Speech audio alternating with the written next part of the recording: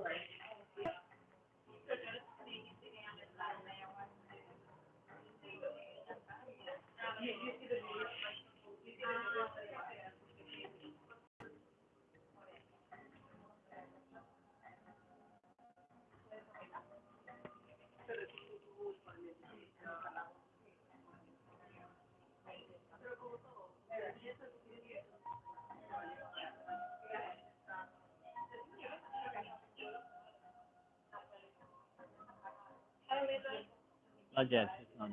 It's not. You know there yet? It's not there yet.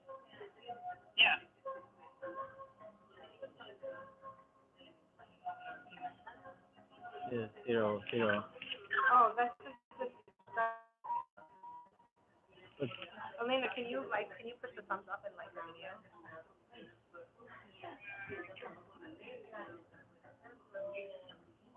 if she hits on the little bell next to subscribe, she will get notifications when it's live.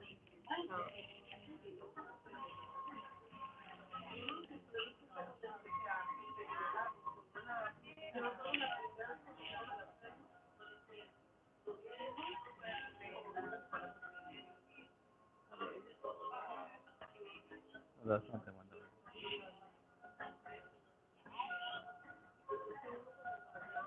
That's the one.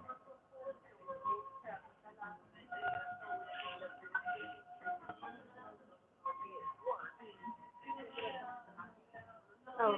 Yeah, you're connected. Oh, it's me. Oh. Okay, I'm connected. Did you find it, Elena?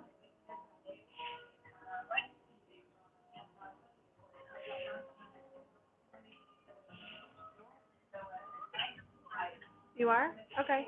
Here, can you see?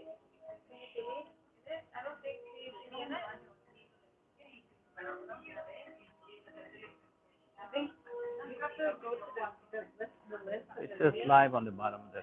Yeah. It says when you go to the list of videos on the channel, it says live in a red box. The word live. Oh look, it goes back to the old video.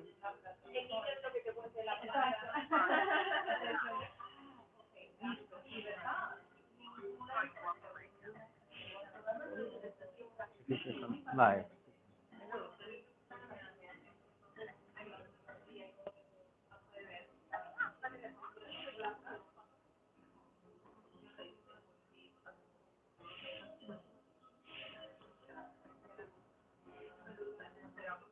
It worked before, right? You should be looking at this. Keep on. Why do you?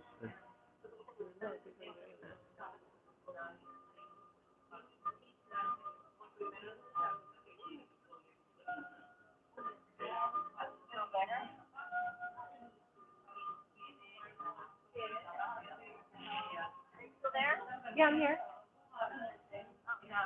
Oh, that's not the one. Maybe that's her. Not me. Can you see? Can you see anything happening? My hand.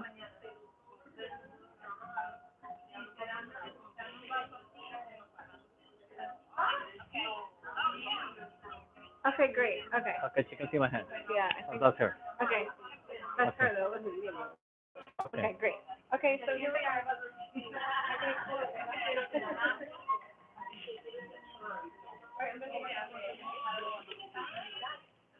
Okay. Thank you, Lena. I'm gonna hang up the phone, okay? Yeah, and if you have a question, just write it.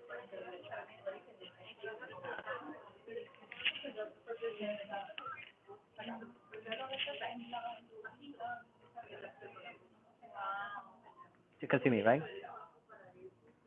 if she needs to like say something, she can type on the chat. And then, right. So we're gonna do an introduction on live. If you want to stay, you're welcome to stay. We're gonna do an introduction to the Inca medicine wheel again. Um,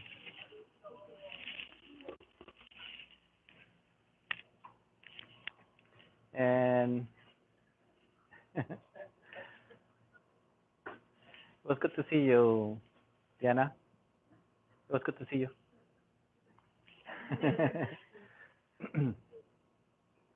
um, Today is Sunday, August 5th. Now, um, the Inca medicine wheel is an incredible journey. It's something that when we are truly interested in finding a way to put together all the knowledge and put together all our experiences uh, and to really find a path that can help us to achieve the goal of having a better life and understanding how things work. Then we there are many systems, and one of those systems is the Inca medicine wheel. We call it the Inca medicine wheel, but in reality there is no name. When the Incas had this knowledge, they really had no name. They didn't say we have the Inca medicine wheel. Basically they have a system to help people how to achieve their spiritual goals. And basically what it does is, it takes into consideration, this is called the chacana, which is the Inca cross, which represents the 4 cardinal points. Now, if we look at our bodies, for example, we have the north, the south, the east, and the west. And, everything in nature is associated with the 4 cardinal points. And we also have the direction of up and the direction of down, etc. So we want to be, so when we are talking about the medicine wheel, we see it also reflected or described as a circle. And we were talking the other day, we were trying to describe the wheel as a circle. Life is a circle. We start at a certain point, and then eventually we have to go through life, but then we come to the same point at the end. This is where we are born, and this is where we die. So life and death meet at the same point. Now, our purpose in life is to learn how to die.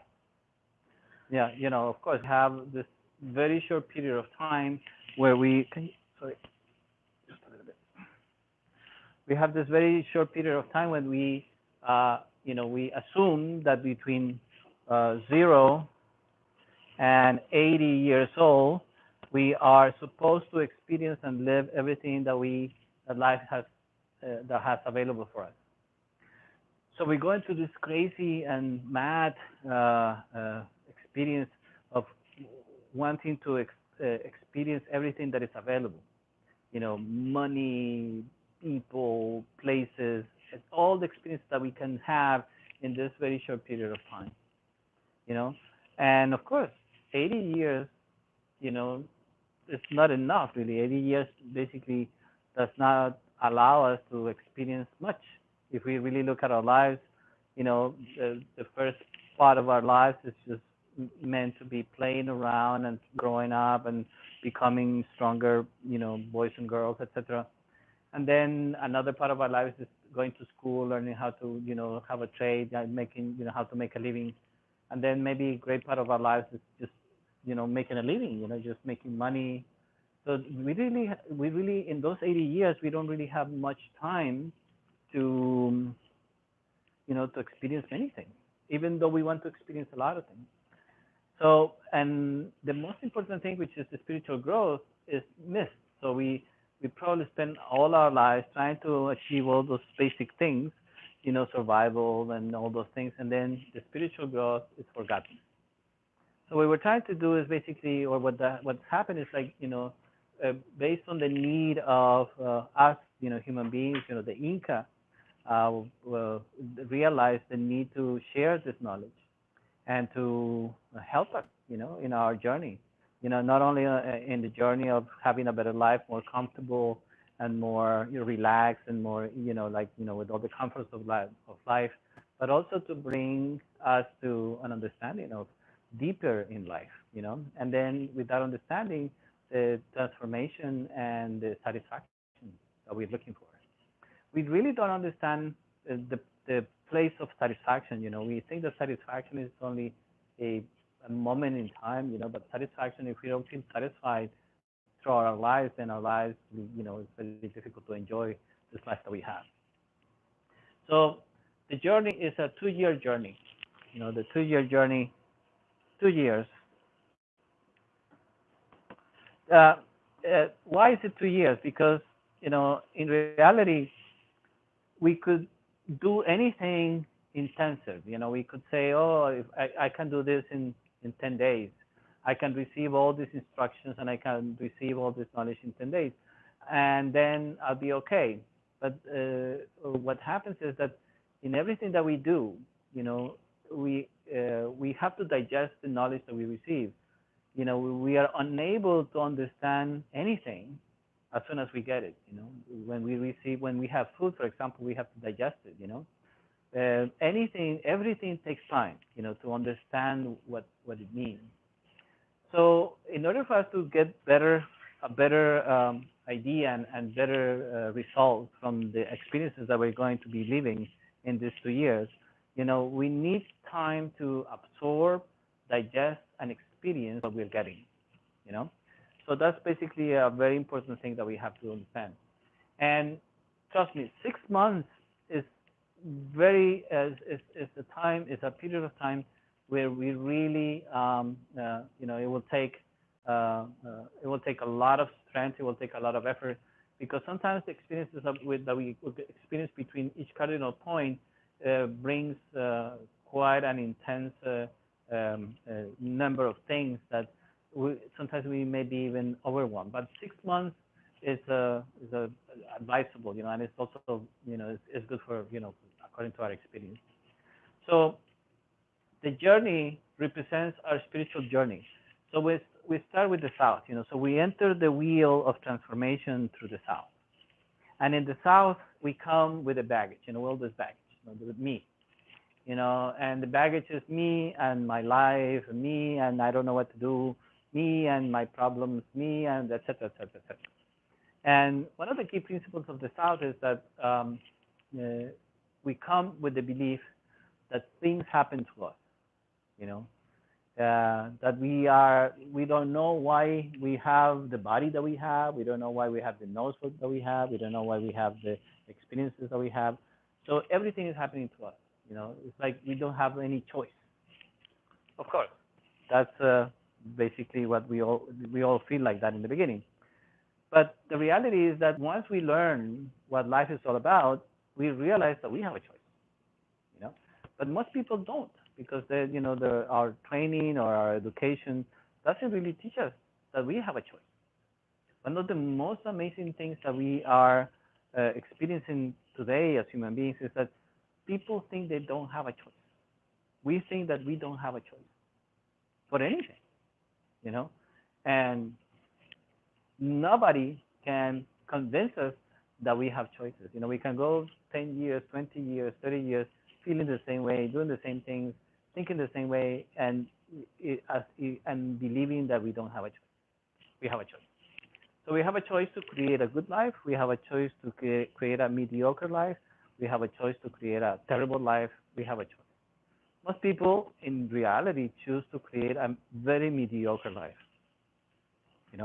It's very difficult to find someone who wants to say, or who will say, I'm creating an exceptional life. Anyway, but we have to live. So the South represents dying to all those attitudes, dying to all these ways of thinking. It's like, let go of this baggage. So with the wheel, we get skills, we get the tools to release, like the snake, or leaves the skin, like when the snake is, releasing the old skin, we should be able to do that. We should learn how to let go of the past, you know, because the past, the old experiences, the old memories, we should let go of those things. Because, you know, we would talk about like the experiences of the past don't represent who we are.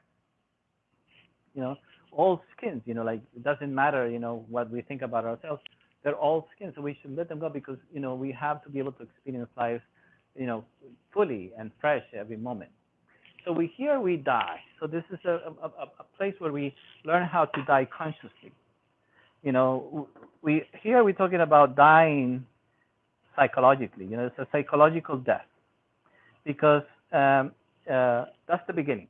So if we can afford, if we can have the luxury to get a new psychology, I mean that's quite a luxury. Most people cannot even imagine. You know, we can get a new car, we can get a new house, we can go new shoes, we can even change jobs. You know, but we have the luxury to have a new psychology. You know, we can work on it. Our psychology is not built in. You know, it's something that we create.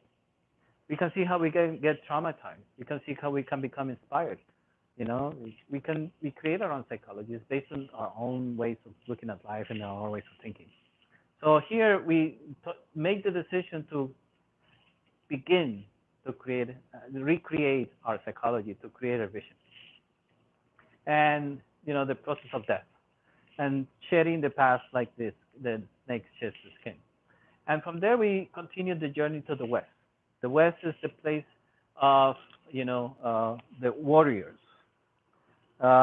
So as warriors, we should learn to let go beyond fear and anger. And also, here we also face physical death. We lose the fear of death. You know, at the moment, you know, so we face physical death face to face. You know, a lot of the way the way we experience our lives, the way we live our lives, is basically a life that is avoiding death. You know, physical death. We are creating a life that is according to us. You know, no mentioning of like physical death. You know, we think that we're going to be here forever, that we're not going to die soon. So we are always running away from the reality of death. But that fear in itself is, is keeping us from experiencing, from doing many things. So in many ways, we are not open to living a full life because of the fear of death. We may not open the door to life. We may not open many things, we may not be open to many experiences or to even get better understanding about life because we might die. You know, like don't go zip lining, for example, or don't go to, a dangerous river because you might die. Yeah, that's life. But so here we face the death, the physical death, but we also understand that we need to go beyond fear and anger. And then instead of winning and life in life, instead of like achieving things through violence, so we are kind of in love with the concept of being warriors, like but violent warriors, angry warriors. And it's kind of a romantic idea. But here we learn to be peaceful warriors, to achieve our goals through understanding, through dedication, through love, through compassion, not through anger, not through fear. Because through fear we achieve many things. Through fear we, we commit to things that we should not commit, and we achieve certain goals. Through fear we compromise our truth, and we achieve security. Through fear we live with people, we share our lives with people that are not healthy, but we achieve stability. Nowadays, most relationships are based on the 50-50 approach. It's difficult to find a true relationship, or a good relationship with, the relationship is moved by love, moved by understanding, moved by growth. Now it's like, 50-50, and then, okay, if it's not 50-50 today, maybe 60 today, but then next one has to be like, reverse, and then we switch the roles. So there's never really, now relationships are not even based on, this, the essence of true relationships, but It is based on, practical things. We hear all the time, well, he helps me to pay the rent, she helps me to pay the rent, what can I do? I won't be able to live by myself, etc. So our relationships are basically now at the stage of like really, the, and not only a very sad state of affairs, but, pathetic, you can say, you know.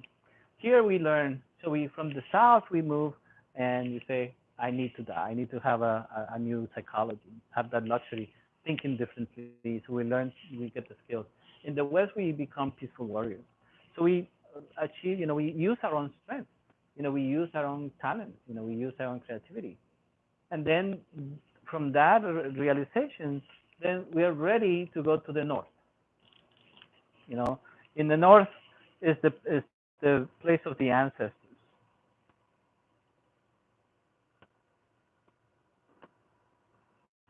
The ancestors. But here we're not talking about the family, or we're not talking about the town. We're not talking about the country. Here we're talking about the heritage that we have received from, from this lineage of, our mothers that we have, we have had for thousands of years, or, the parents that we have for thousands of years, and the wisdom that they have acquired. In this 80 years of life, we have acquired certain wisdom, certain knowledge that we want to pass to our children, and it's not passed consciously, but it's passed through our DNA. So we have received all this wisdom from our mothers, our grandmothers, our great grandmothers, etc. We could use it. We could say, I really want to use the wisdom that my heritage, or my lineage in my family. Imagine the efforts that our mothers made, our grandmothers made. They worked so hard. Why did they work so hard? Because they wanted the children and the grandchildren to have a good life. Now we are here and we feel like, okay, what do I do? So we have to reconnect. We have to receive that knowledge again, and we achieve that. And of course, the opening is through gratitude. For the first time, we say to our ancestors, thank you. Most of us feel like, why did my mother bring me to the world? Like, what is she thinking? Like all this weird, nonsense. No, like we don't realize how much love, of course. Now that we are good people, say, oh, yeah, she loves them. Yeah. But at some point we said, like, I wish my mother never had me, like, or whatever. But it's nonsense, but many of us can live our lives basically, with that attitude, feeling that, we should not be here. But trust me, like our mothers made an incredible sacrifice, more than we can imagine. They were willing to put their lives on the line just for us. We don't realize that. So we, consciously we don't have that memory, but unconsciously in our essence, that memory is there. So if we can tap into it, if we can see with our own eyes, how much love our mothers have given us just for the moment, for that effort to give us birth. Forget about what happens afterwards, because that's even more. But just the effort to carry us in those 9 months in their bodies, and their discomfort, and also facing the fears, because they know, that life is not going to be easy. But they went through it, and they were hoping and wishing and praying and really making everything possible so that we could be here. If we can, those are memories that are in our DNA, that are in our consciousness. So here we have to be able to recover those things, those good memories. The more we get into this, the more we get into the work of the wheel, it goes deeper. Things become more clear, things become a lot easier to understand. And then here we can actually feel, the north represents, the archetype of the north is the hummingbird, or Kinti. The hummingbird is one of those birds that is always happy. The hummingbird. So here we learn to live and learn the true meaning of happiness, or being happy in life, the juice of life, to enjoy life, with the true juice of life. So Kinti teaches. Here, the serpent teaches here how to shed our skin. The serpent here teaches how to die, how to transform ourselves, Here, the archetype of the West is jaguar. Jaguar means the learning to see in the darkness, to see inside of us, to see emotions, and to see our feelings, to see our thoughts, because we realize that internally it's a jungle. So the jaguar, the archetype of the jaguar comes in, and then all of a sudden it's like, oh my God, I never, we realize how amazing it is to see inside. Of course, if we are not, if we were to achieve this capacity, or we to get this capacity without any help or any understanding of how to do it, we will get very scared. But with the archetype of jaguar, we learn to look in. And what does the jaguar do? The archetype of the jaguar is to be able to see in the darkness, to see the what it's hunting for, and to catch it, and then to eat it. That's the archetype of the jaguar. So we can catch our negative emotions, so we can hunt for our negativities, catch them, and the jaguar will eat it. So we can actually say, like jaguar, eat this negative emotion. The jaguar inside of us, the archetype, can help us, but we don't realize that we have this tool. So we always go like, what do I do with this emotion? What do I do with these thoughts, etc. And then, of course, things begin to, becomes very difficult. It's a mess, So the archetype of the jaguar teaches us how to hunt, how to look in the darkness of our own psychology. We go to the north, and Keeti teaches how to move through life, enjoying every moment and getting the best of every moment. This is a beautiful moment. I don't have to worry about, what I'm going to do later. Like, enjoy the moment. Like we're always thinking like, oh God, it's like 10 minutes later, or tomorrow, Friday, oh my God, next week. No, I mean, this moment is like a flower. I mean, just to because for us, it's like all these archetypes can teach us, but this knowledge and this understanding is inside of us. We can remember. That's the reason why we have to go into the north, because it's about remembering, And now that we are going to this, we can remember. And here, remember that when we went into the south for the first time, we felt that life is happening to me. Kind of like, oh God, again. We carried life on our backs, and like, oh God, like me, I have to do this. Like we felt that we had to deal with things that we didn't like. Life was something that we didn't like. Here, we see that, no, life is an achievement. Life is something that we can experience. Now for the first time, we embrace life. We come to the top of the mountains, and oh my goodness, that's it. That's why we have to. Oh, I made it. Now what do I do? Well, keep going. Now I know that if I have to really do something with this life, with this experience, and then of course, but through this process, we really, we learn. There's 6 months here and 6 months here. So by the time we get to the mud, it's already a year. But in a year, all the lessons become clear or clearer. It's sad to say, but we are very difficult individuals. We are not easy.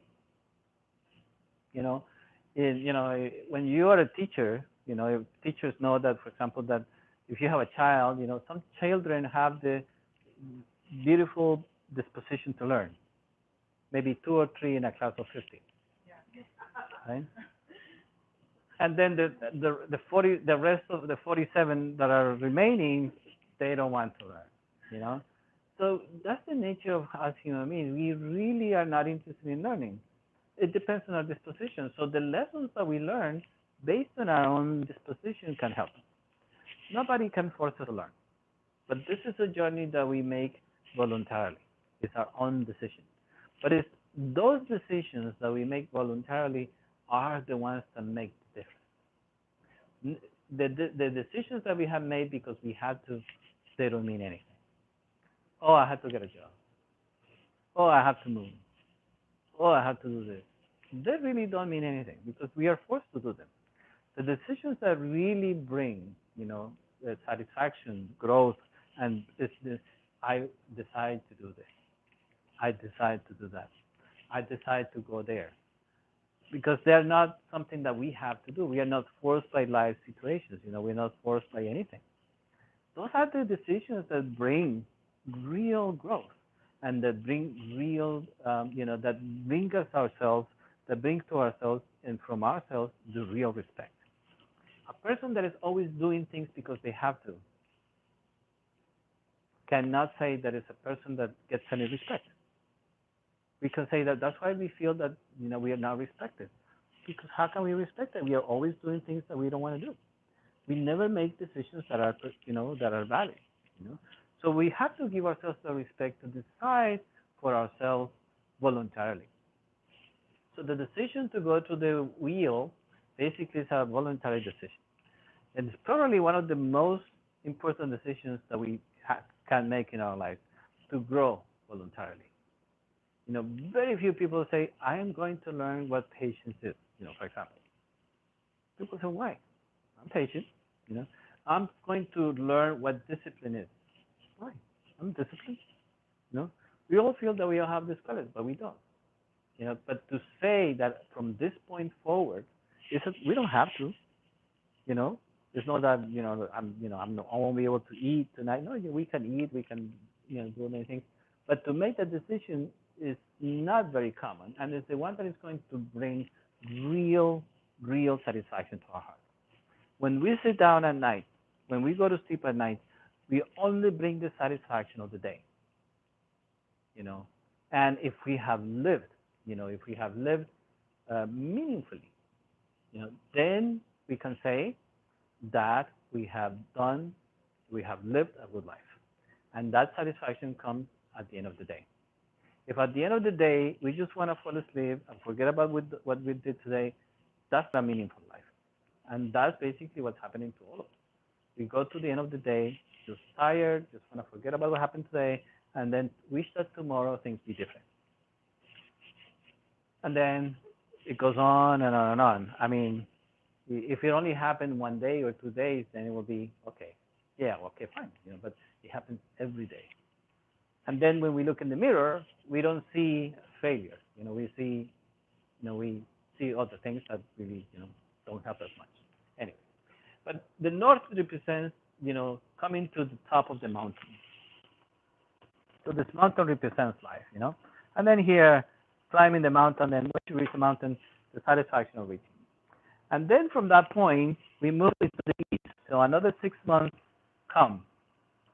And the 6 months here, we meet the Inti Taita, which is the sun, and then the condor. Here we met the serpent, here we met the jaguar, here we met Kinti, and here the condor or the eagle is the archetype. Now, there is no coincidence that the eagle and the condor are seen as one of the most beautiful and amazing creatures on the planet because of the freedom that they experience, the vision that they have, and the beauty and the magnificence of this archetype. The eagle represents freedom, and the eagle represents the ability to create a life that is based on a real vision, on good vision. We were describing the other day that if you see a dog, this is the representation of the meditation center dog.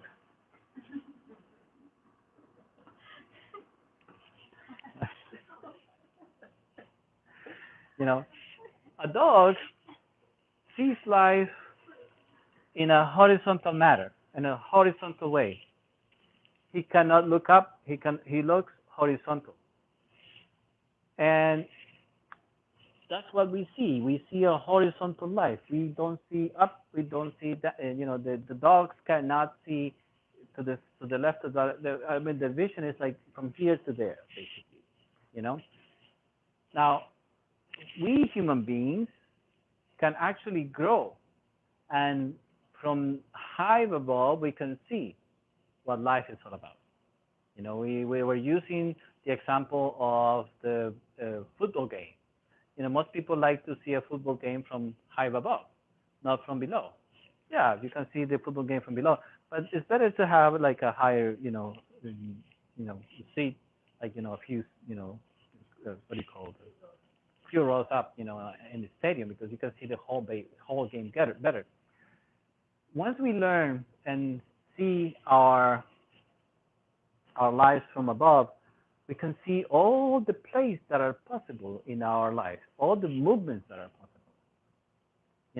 We choose not to because we decide to just see a very plain, to see a very horizontal vision of life, very limited. Oh, where do we go? Like just go across, and then of course we only have the past and the future, etc. But this kind of vision is only for animals. We need to learn to grow into a higher vision and receive. Here we receive the the gift of the vision of the eagle, or the eagle vision. You know, when we start doing the wheel, this is not a training that is intellectual. This is all practical. Everything that we learn on the wheel, we have to be able to use it in our lives, and we can use it in our lives. And we not only receive this knowledge, but we also receive other capacities and other we receive other initiations where we can develop certain skills, certain abilities that are hidden in us. That unless we receive them, we will not be able to inspire to do them. Imagine that we receive a pound of gold, for example, at one point in our life. To be able to use that gold and make, to create more, probably what we do, with a pound of gold is we take it and go sell it and make the money, But maybe an intelligent individual will say, I have a pound of gold, let me just, work with the jeweler, make a few jewels and make more money, right? That's what we have to understand. That's what we have to do. Everything in life, we can just take it and use it one day, and that's it. That's it. I did the medicine wheel, I did the meditation, I went to the retreat, I did that. Yeah, it's a pound of gold. We sold it. That's it. It's gone. But an intelligent individual will not only be able to use it one time, but to make it grow. And then if that individual is intelligent, he will say, okay, I will have a pound of gold. I have a few jewels. I sell the jewels. I buy another pound of gold. And then things will be different. Same thing is the principle with every gift that we receive in life. But the wheel will make it a little bit more intense. Unfortunately, we are not really we're not really very aware of how much we have received in our lives because we take it and we go sold it in the market. So we really don't understand this principle. So hopefully the wheel can teach us that we receive certain skills and certain initiations, and then we receive them as seeds, we receive them as potential, and then as we go through life, we can cultivate those seeds, we can cultivate those potentials, and we can develop them. And then one day we can say, okay, I have cultivated this for so long, I have cultivated this for so long, etc. One of the most important things that we have to remember is that, in life, there is no success if there's no perseverance. In life, there is no success if we're not constant, if we don't maintain the same rhythm. We are experts on studying one thing one day, and we are experts on letting go of the things the next day. So, with the wheel, if we want to really see results, the idea in anything in life actually is that we don't give up on the effort, that we don't give up on the attention that we are giving our own life. It's very sad to see that many of the wonderful gifts that we can achieve in our own life, we don't achieve them because we just let go. We say, oh, let me take a break. This is too much for me. I need to do another thing. But that's the story of all of us. We really, we kind of constantly get all these things in our lives that are incomplete. So it's only a chain of incomplete experiences, not even complete experiences. So we have a chain, one after another, and then our whole life is just a series of incomplete experiences.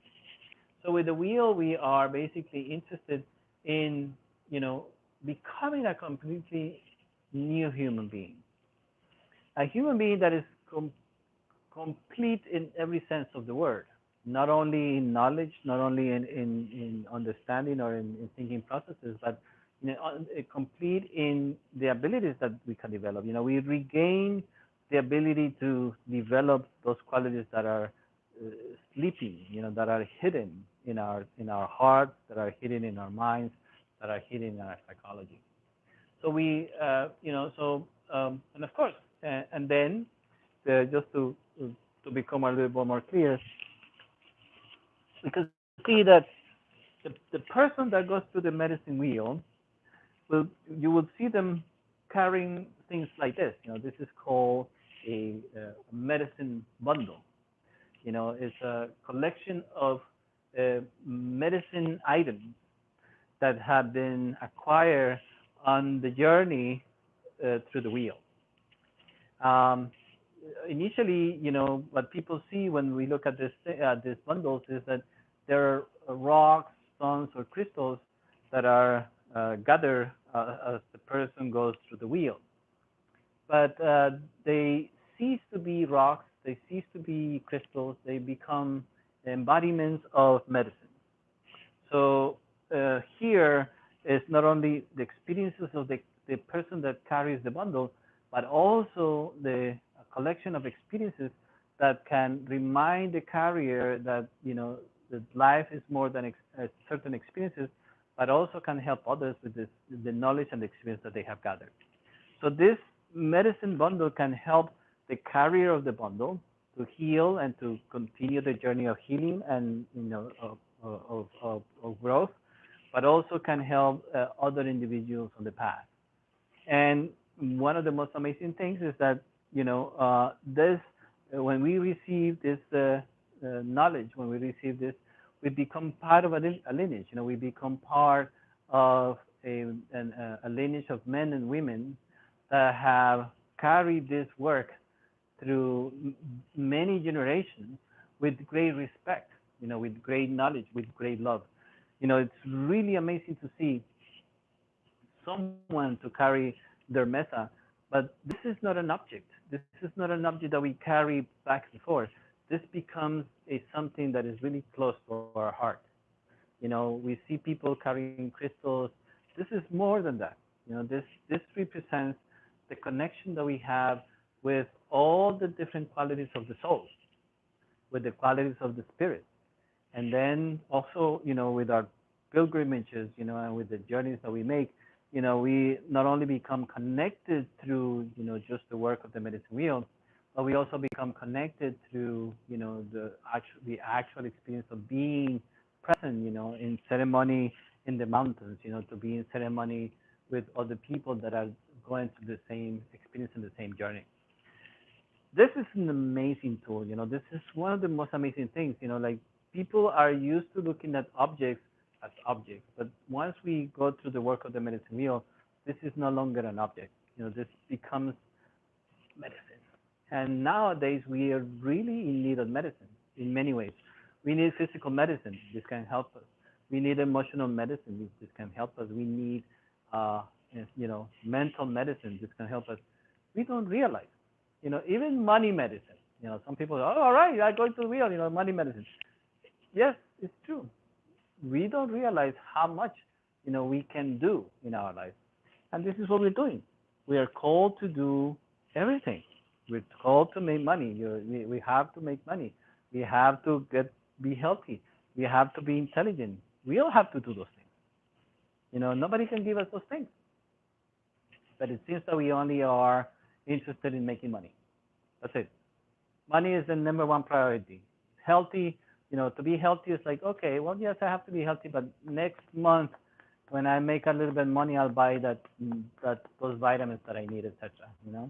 So we become kind of obsessed with just one or two things in our lives. So of course, once we are able to, so this is just a basic introduction of the medicine wheel.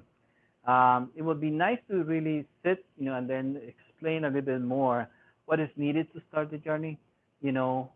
Certain questions will come up as we open the medicine bundle and show you, some of the techniques and to give you some of the, the basic principles that you need to start your bundle. In the beginning, you need just a cloth, could be a scarf, could be just a plain cloth, or in our case, we have this Kero cloths that are hand woven, they make them by hand, and they represent, they carry the, the the knowledge and the fiber of the Incas. This is the language that the Incas used.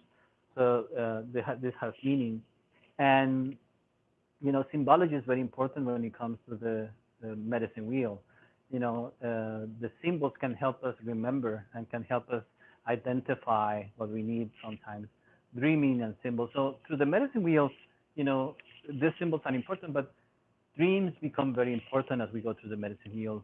Then we start seeing many symbols in our lives, in our dreams, in our daily lives, and then we start following, this hidden language that is present in our lives, that is present in everybody's life.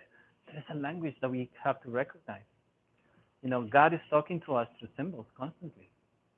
Today, for example, at 3 o'clock, there may be something happening that could tell us something about our lives, and that give us some insight, that could give us some hint of what is happening, what is going on. So this is all about symbols. So when we recover or we regain the ability to look at the symbols of our lives, to understand symbols, then we don't have to learn Chinese. That's one of the most amazing things. The Chinese language is one of the most beautiful languages in the world. Even though we have no idea how to do that, how to speak Chinese, but there are more than 5,000 Chinese symbols. 5,000. Imagine to remember at least 100. But symbols tell more of a story than letters. A symbol can mean many things. A symbol that I have in my mind can represent something very different to the same symbol as somebody else. So symbols have many possibilities. So we have to, but life is always talking to us in symbols, and why? Because our minds are really more, they're able to receive the knowledge through symbols. Words are not very efficient. Of course, there are people that have great skills with words, but words are not very efficient. Like we can say, please be patient. Yeah, very simple. Please be patient. They're not very efficient. In fact, we are against words, Anyway, so, but this is, so yeah, somebody from Canada came, there's going to be people coming from, different parts of the country and from Canada, etc. And this man was with us for 7 weeks.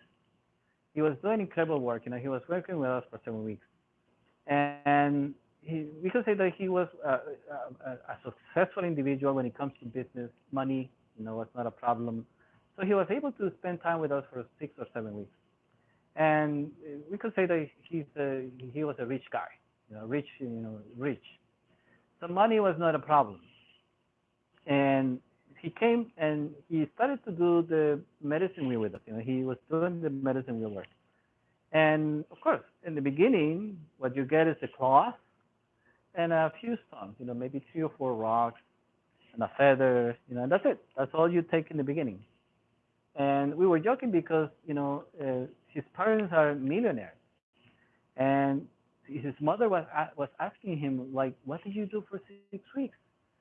So we were joking because we said to him, listen, you go home, you bring this to your mother, say, here, Mom, this is what I got after 6 weeks of work. Somebody who doesn't understand the meaning of these things will say, this is crazy, But to the Incas, for those men and women who were able to understand the connection between us and nature, between us and the universe, this represents everything. It's not something that we give our strength to. It's real, like it's when we start living a magical life. The magic begins to happen when we are able to relate correctly with the universe, with life, with nature.